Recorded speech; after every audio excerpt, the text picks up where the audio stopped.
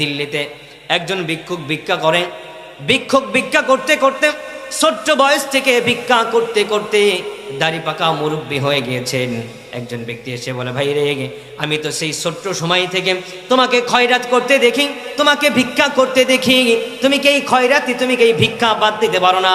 এবার ফকির বলে, ভাই রে, তোমরা যেই খয়রাতি দাও 8 আনা 4 আনা 1 আনা 2 আনা, এটা দিয়ে তো আমার কিছুই হয় না, এটা দিয়ে আমার কোনো কিছুই হয় না। ওই ব্যক্তি বলে, ভাই রে, 8 আনা 4 আনা 1 আনা ভিক্ষা না করে বাদশাকে কি চোখে দেখো না? সম্রাটের কাছে যাও, একটু দিয়ে দিলেই সারা জীবন বসে বসে খাইতে পারবা। সুবহানাল্লাহ। কথা একটাই, শিয়ালের পিছনে না দৌড়ায়া বাঘের পিছনে দৌড়ান। কারণ শিয়াল খায় রাতে মুরগি চুরি করে, ওখান থেকে আপনাকে এক ঠ্যাং দিলে ওটা আপনার খিলালের জন্য হয় না। বাঘে খায় হরিণ আর সিংহ, একটা রান আপনাকে যদি বাঘ দিয়ে দেয়, 1 রানে 1 সপ্তাহ চলে যাবে। চিল্লায় পড়েন ঠিক কিনা? এই জন্য মুসলমান ভরসা করে একমাত্র কার উপরে? এবার ভিক্ষুককে বললেন, ভাই রে ভিক্ষুক, যাও বাদশার কাছে যাও। এবার ভিক্ষুক বলে, আমি কি বাদশার কাছে যাইতে পারবো কিনা? ভিক্ষুককে বলে, হ্যাঁ তুমি বাদশার কাছে যাইতে পারবা। বলে, বাদশাকে কোথায় গেলে আমি পাবো? ভিক্ষুককে বলে দিলেন, মসজিদের মধ্যে যাইবা, নামাজের মুসল্লায় যখন দাঁড়ায়, নামাজ শেষ করার পরে, ভিক্ষুককে নামাজ শেষ করার পরে এই সম্রাটকে তুমি পাইবা। এবার যখন বাদশা নামাজ শেষ করেছে, নামাজ শেষ করার পরে ভিক্ষুক তাকে সালাম দেয়, আসসালামু আলাইকুম। সালাম দিয়ে এবার ভিক্ষুক হাঁটতে রওনা করলেন। এবার বাদশাহ তাকে ডাক দেয়া বলে, কিরে ভাই, তোমার পোশাক আশাক দেখে, তোমার ঝোল্লা দেখে তোমাকে তো ভিক্ষুক মনে হচ্ছে, কিন্তু তুমি আমার কাছে না আছে তুমি চলে গেলা কেন? এই সমাজের মন্ত্রীরা, ধনী ধনী ব্যক্তিরা আমি বাদশার কাছে হাত পাতে। এবার ভিক্ষুক বলে, ও বাদশাহ, সম্রাট শাহজাহান, আমি দেখলাম আপনি নামাজের মুসল্লায় দাঁড়ালেন, মাথাটা যেন কার কাছে অবনতি করে দিলেন।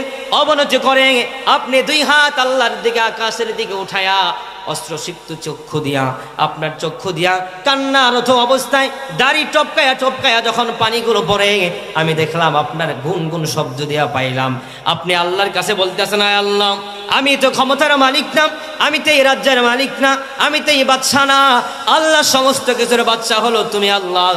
আয় আল্লাহ, তুমি আমার এই ক্ষমতাটিকে আর রাখো, আল্লাহ তুমি আমার সম্পদের মধ্যে বরকত দান করে দিও।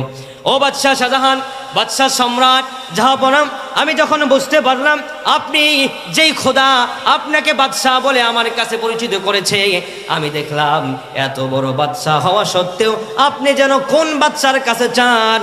আমার অন্তর চক্ষু খুলে গিয়েছে, আমার ইমানের চক্ষু খুলে গিয়েছে। আমি বুঝতে পেরেছি দেওয়ার মালিক আপনি না, আপনি যে রবের কাছ থেকে, যে আল্লাহর কাছ থেকে, যে বাদশার কাছ থেকে চান, আমিও নিয়ত করেছি আমি সেই বাদশার কাছ থেকে চায়া চায়া আমিও দুনিয়া আখিরাতের কল্যাণ নিয়ে নেব। সুবহানাল্লাহ।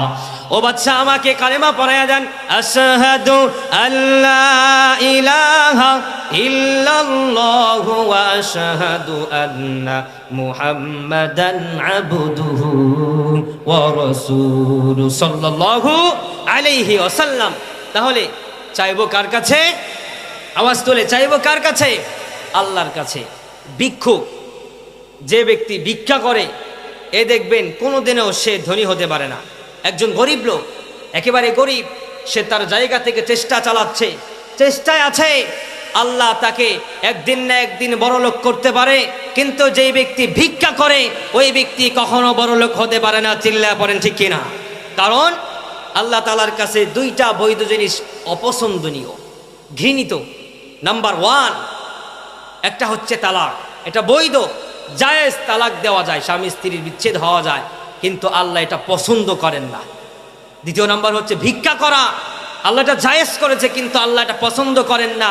তুমি ভিক্ষা না করে আল্লাহর কাছে চাও, আল্লাহ তোমার চাওয়া পাওয়া পূরণ করে দেব। চিল্লায়া পড়েন ঠিক কিনা? আরো জোরে বলেন ঠিক কিনা?